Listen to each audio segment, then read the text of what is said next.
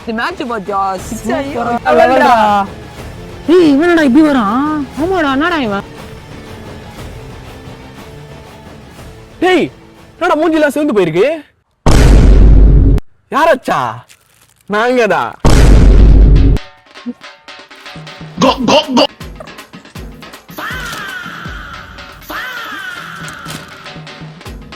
ஒரு மேட்ச் ஜெயிச்சுட்டு ஓவரா ஆடாத. ஓவர் ஆடுமா? ஓவரா தான் ஆடுவோம். இனிமே இந்த கப்பு நாங்க தான் அடிக்க போறோம். ஆமாடா இவனு ஓவர் ஆடுறானுடா.